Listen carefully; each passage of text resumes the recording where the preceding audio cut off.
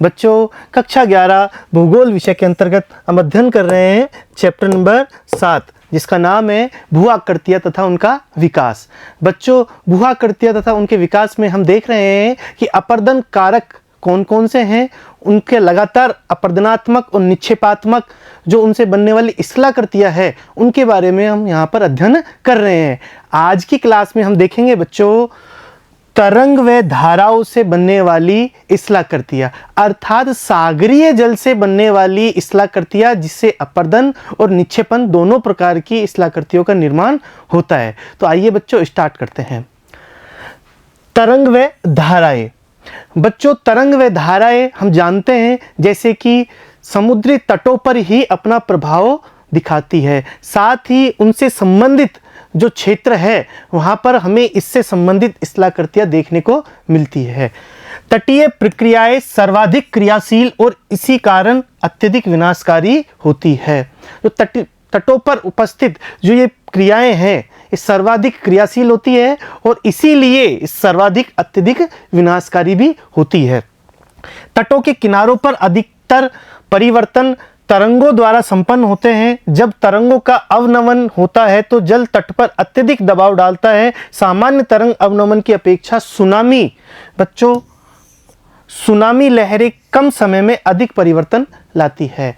Normal समय में अधिकांश समय पे बच्चों ये जो तरंगे हैं वो अपना कार्य करती रहती है, लगातार रूप से अपना कार्य करती है, अपर्दन और निक्षेपण लगातार रूप से करती रहती है। लेकिन जब सुनामी जैसी विशाल तरंगे जब आती है, हालांकि बच्चों ये यदा कदा ही आती है, लेकिन जब भी आती है तब यहाँ पर अत्यधिक परिवर्तन इन क्षेत्रों में लाती है और बाकी साधारण समय में जो नॉर्मल जो तरंगे और लहरें हैं वो ही अपना कार्य करती रहती है।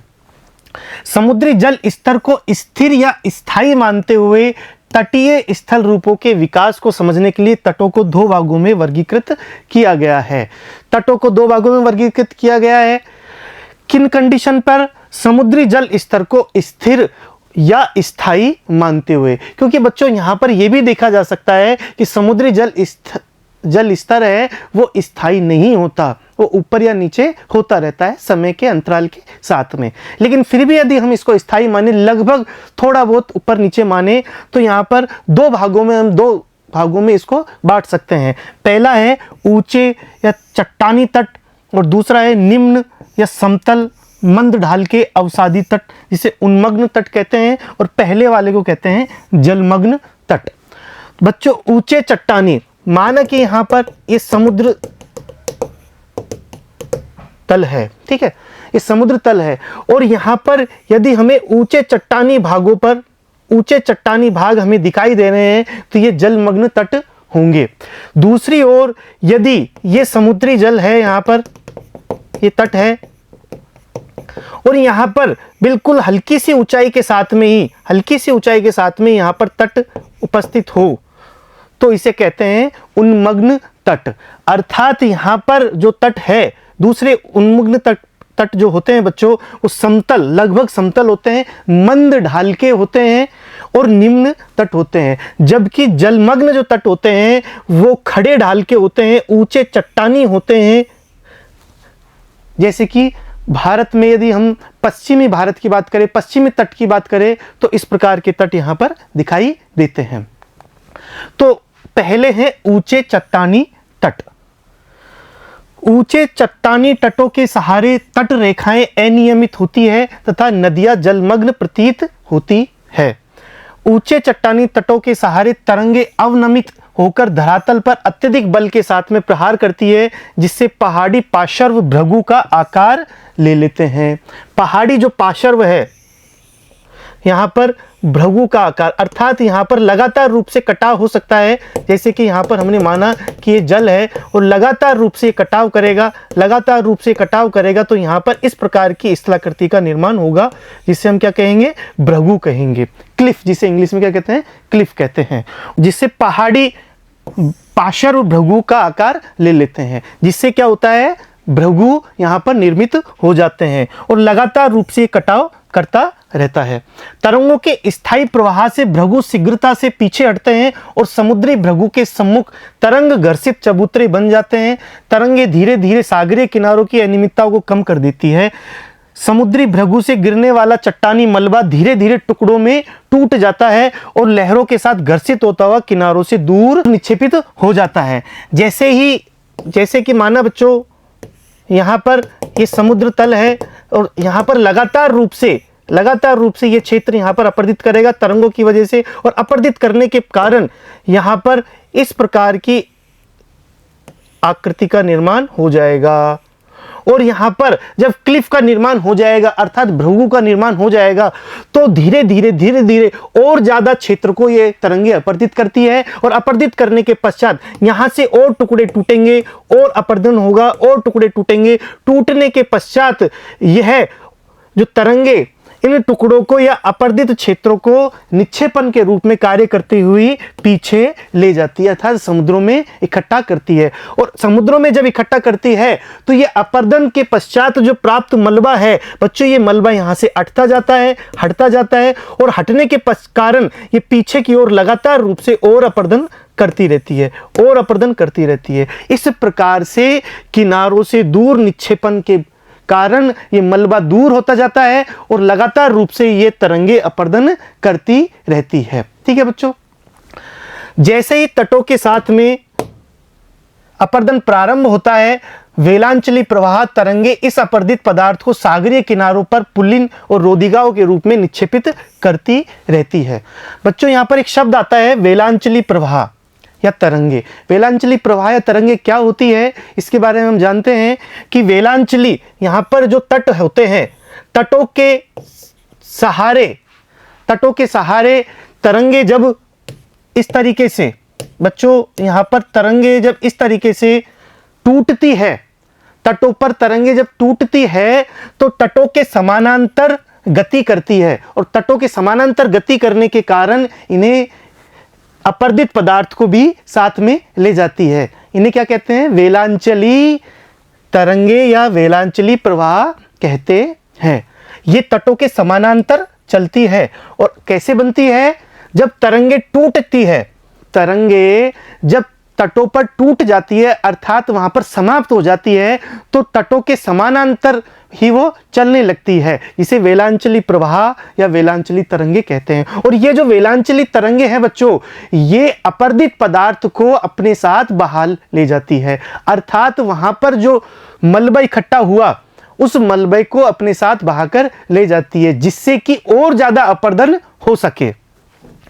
रोधिकाएं जलमग्न आकृतियां है और जब रोधिकाएं जल के ऊपर दिखाई देती है तो इन्हें रोध कहा जाता है। ऐसी रोधिकाएं जिनका एक भाग खाड़ी के शीर्ष स्थल से जुड़ा हो इसे स्प्लिट कहते हैं। यहाँ पर चित्र में हम देख सकते हैं कि यहाँ पर ये रोधिकाएं है, ये रोधिका है, ये निक्षेपित आकृति है बच्चों, यहाँ पर देखना होगा निक्षेपित आकृति है। ये अपतट रोधिका है और यह जो शीर्ष से जुड़ा हुआ, यहाँ पर स्थल जो शीर्ष है इससे जुड़ा हुआ ये हिस्सा, इसे स्पिट कहते हैं। इस तरीके की आकृतियों का निर्माण हो जाता है। किस कारण से होता है? निक्षेपात्मक आकृतियों के कारण। ठीक है, जब तरंगे लगातार रूप से अपरदन करती रहती है बच्चों तो निक्षेपात्मक आकृति का निर्माण होता है और यहाँ पर रोधिका का निर्माण होता है। साथ ही बच्चों जब रोधिका ऊपर दिखाई दे, हमें समुद्र तल से ऊपर दिखाई दे रोधिका, तो उसे हम क्या कहते हैं? रोध कहते हैं। ठीक है, और जब ये रोधिका या रोध स्थल खंड के शीर्ष से जुड़ जाता है तो इसे क्या कहते हैं? स्पिट कहते हैं। ठीक है बच्चों, ये हमारी समझ में आया। जब रोधिका तथा स्पिट किसी खाड़ी के मुख पर निर्मित होकर इसके मार्ग को अवरुद्ध कर देते हैं तब लैगून निर्मित होते हैं। कालांतर में लैगून स्थल से बहाए गए तलछट से भर जाते हैं और तटीय मैदान की रचना करते हैं। यहाँ पर हम देख सकते हैं कि यदि यह बंद हो जाए तो यह अंदर इसके अंदर ये वाला जो क्षेत्र होगा वो एक झील बन जाएगी। यदि यहाँ से ये निक्षेपात्मक प्रक्रियाओं के द्वारा बच्चों ये बंद हो जाए, यहाँ पर अपतट रोधिकाओं के द्वारा या स्पिट के द्वारा ही बंद हो जाए, तो यह एक झील का निर्माण करेगी, उसे हम लेगून झील कहेंगे। और लेगून झील जब लगातार रूप से अपर्दन के पश्चात लाए गए मलबे से भर जाती है, तो फिर क्या होता है, वहां पर तटीय मैदान का निर्माण होता है। इस तरीके से बच्चों अपर्दन और निक्षेपण दोनों प्रक्रिया लगातार रूप से साथ साथ चलती रहती है। इसके बाद है बच्चों निम्न अवसादी तट। निचले अवसादी तटों के सहारे नदियां तटीय मैदान या डेल्टा बनाकर अपनी लंबाई बढ़ा लेती है। सागर उन्मुख स्थल मंद ढाल लिए होता है। तटों के सहारे समुद्री पंख व दलदल पाए जाते हैं। इन तटों पर निक्षेपित स्थलाकृतियों की बहुतायत होती है। बच्चों यदि हमने देखा कि समुद्र तट है, तो ये निम्न अवसादी जो तट है वो बिल्कुल निम्न होंगे, यहाँ पर निम्न होंगे, बहुत अधिक ऊंचाई में ये खड़े नहीं होंगे। साथ ही यहाँ पर हम ये भी जानते हैं कि ये तटीय जो मैदान है या फिर डेल्टा अपनी बनाते हैं, और बनाने के पश्चात जो पीछे से लाई हुई नदियों के द्वारा जो तलछट या मलबा होगा वो यहाँ पर इकट्ठा करते जाएंगे, और इकट्ठा करने के पश्चात डेल्टा का निर्माण होता जाएगा, और लगातार रूप से डेल्टा समुद्र में अपनी स्थिति बढ़ाता हुआ जाता है। ठीक है, और इनमें कौन कौन से समुद्री पंख व दलदल पाए जाते हैं। ठीक है बच्चों, जब मंद ढाल वाले अवसादी तटों पर तरंगे अवनमित होती है तो तल के अवसाद भी दोलित होते हैं, और इनके परिवहन से अवरोधिकाएं, लेगून व स्पिट निर्मित होती है। यहां पर भी इसी प्रकार की आकृतियों का निर्माण होता है बच्चों। लेगून कालांतर में दलदल में परिवर्तित हो जाते हैं, जो बाद में तटीय मैदान बनते हैं। इन निक्षेपित स्थलाकृतियों का बना रहना अवसादी पदार्थों की स्थायी एवं लगातार आपूर्ति पर निर्भर करता है। ये जो इस प्रकार की स्थलाकृतियां है बच्चों, ये कैसे बनेगी, कब बनेगी, किन अवस्थाओं में बनेगी, ये डिपेंड करता है कि लगातार रूप से जो पीछे से अवसाद आ रहा है, ठीक है, जो तलछट आ रहा है, जो अवसाद आ रहा है, वो कितना आ रहा है, स्थायी है कि नहीं है, और लगातार उनकी आपूर्ति हो रही है कि नहीं हो रही। यदि लगातार उनकी आपूर्ति हो रही है तो इस प्रकार की स्थलाकृतियां बनती जाएगी, डेल्टा बनता जाएगा। ठीक है, इस तरीके की चीजें होती जाएगी। अवसादों के अतिरिक्त तूफान व सुनामी लहरें इनमें अभूतपूर्व परिवर्तन लाती है। बड़ी नदियां जो अधिक नदवार लाती है, निचले अवसादी तटों के साथ डेल्टा बनाती है। नदवार का मतलब होता है बच्चों यहाँ पर नदी जो अपने साथ में भार लेकर के आती है, अर्थात नदी जो मलबा लेकर के आती है ऊपर से, जो पिछले अपने स्थान से जो मलबा लेकर के आती है उसे नदबार कहते हैं। और जितना अधिक नदबार होगा उतना ही ज्यादा निक्षेपण करेंगी, और जितना ज्यादा निक्षेपण करेगा उतने ही अवसादी तटों के साथ साथ डेल्टा का निर्माण भी होता जाएगा। ठीक है बच्चों, अब है हमारा पहला अपर्दित स्थल रूप। इसमें कौन कौन से स्थल रूप है जो कि अपर्दनात्मक स्थलाकृतियों का निर्माण करते हैं। ऐसे तट जहां अपर्दन प्रमुख क्रिया है वहां प्राय दो मुख्य स्थलाकृतियां तरंग घर्षित भृगु व वेदिकाएं पाई जाती है। बच्चों यहां पर हम देख सकते हैं कि यहां पर क्लिफ, जो क्लिफ है वो इस तरीके से दिख रही है, और यहां पर निम्न ज्वार दल और उच्च ज्वार तल, निम्न ज्वार तल और उच्च ज्वार तल यहां पर इस प्रकार की खांच या नोच का निर्माण करती है, और इस प्रकार से यहां पर क्लिफ, जिसे हिंदी में हम भृगु कहते हैं, उसका निर्माण होता है। और लगातार रूप से जब ये तरंगे, बच्चों यहां पर देख सकते हैं, लगातार रूप से जो ये तरंगे अपना कार्य करती है, अपर्दनात्मक कार्य करती है, तो ये जो क्लिफ है ये और ज्यादा पीछे हटता हुआ जाता है, और यहां से निकला हुआ जो मलबा है वो समुद्र के अंदर चला जाता है, निक्षेपात्मक स्थलाकृतियों का निर्माण करता है। लगभग सभी समुद्र भृगु की ढाल तीव्र होती है, जो कुछ मीटर से लेकर 30 मीटर या उससे अधिक हो सकती है। इनकी तलहटी पर एक मंद ढाल वाला या समतल प्लेटफॉर्म होता है, जो समुद्री भृगु से प्राप्त सैल मलबे से ढका होता है। अगर ये प्लेटफॉर्म तरंग की औसत ऊंचाई से अधिक ऊंचाई पर मिलते हैं तो इन्हें तरंग घर्षित वेदिकाएं कहते हैं।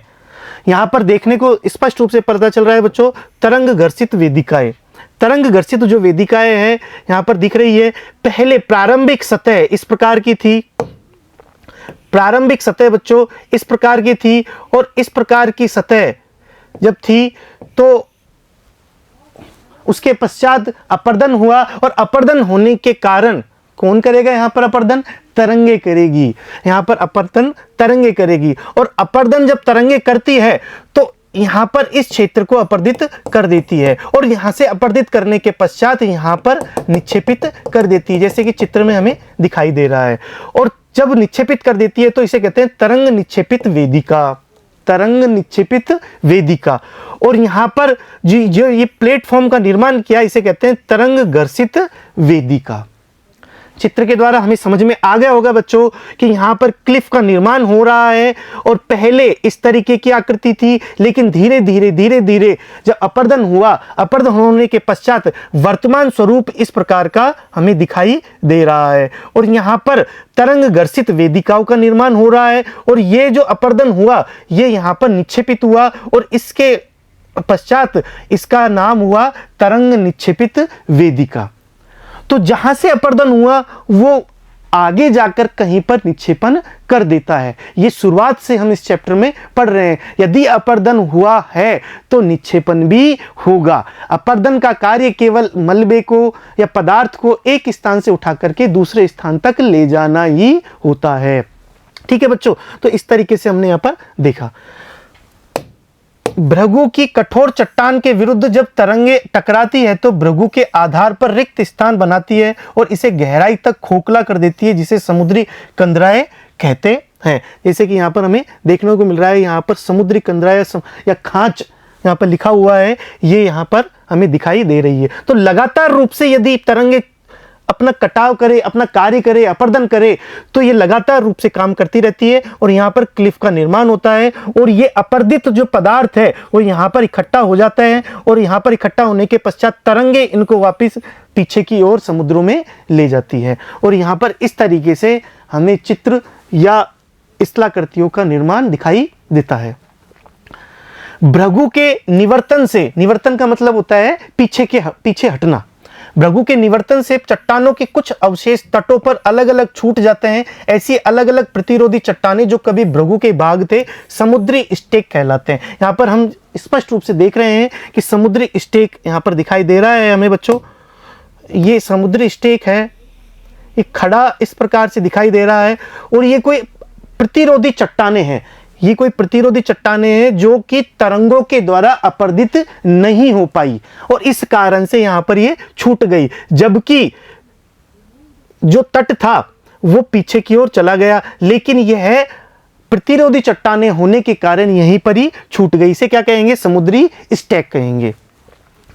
ठीक है बच्चों, अन्य स्थल रूपी की भांति समुद्री स्टेक भी अस्थायी आकृतियां है जो तरंग अपर्दन द्वारा समुद्री पहाड़ियां व भृगु की भांति धीरे धीरे तंग समुद्री मैदानों में परिवर्तित हो जाती है और स्थल से प्रवाहित जलोढ़ से आच्छादित चौड़े पुलिन में परिवर्तित हो जाती है। पुलिन का मतलब होता है बीच।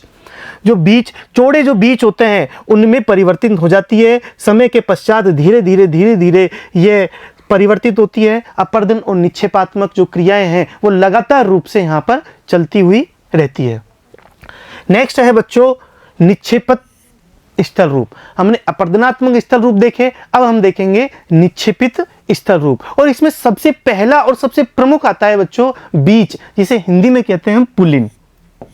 बीच के बारे में हमने सुना होगा कि विभिन्न स्थानों पर बहुत फेमस बीच पाए जाते हैं, जैसे कि मुंबई में, गोवा में, ठीक है, वहां पर प्रमुख या बहुत ज्यादा दर्शनीय स्थल जो होते हैं उन बीचों पे। सागरीय तट के सहारे मलबा के निक्षेप से बने स्थल रूप को पुलिन कहते हैं। सागरीय तट के सहारे, यहां पर हम देख सकते हैं सागरीय तट के सहारे, इन क्षेत्रों में सागरीय तट के सहारे जो मलबा से निक्षेप से बने जो स्थल रूप है, कैसी इकाई है? निक्षेपात्मक इकाई है। इसे क्या कहते हैं? पुलिन या बीच कहते हैं। पुलिन का निर्माण उच्च ज्वार तल तथा निम्न ज्वार तल के बीच वाले स्थानों में होता है। तो उच्च ज्वार जल और निम्न ज्वार तल के बीच में यहां पर पुलिन का निर्माण होगा। ठीक है बच्चों, वे अवसाद जिनसे पुलिन निर्मित होते हैं अधिकतर स्थल से नदियों व सरिताओं द्वारा अथवा तरंगों के अपर्दन द्वारा बहाकर लाए गए पदार्थ होते हैं। पुलिन अस्थायी स्थलाकृति है। पुलिन किस प्रकार की स्थलाकृति है? यदि ये हमारा प्रश्न आ जाए तो किस प्रकार की स्थलाकृति है? स्थायी नहीं है, अस्थायी स्थलाकृतियां है, क्योंकि पुलिन भी लगातार रूप से बदलता रहता है, परिवर्तन हो सकता है, क्योंकि उसमें भी क्या होगा? अपर्दन हो सकता है। मैंने पहले भी बताया था बच्चों, निक्षेपात्मक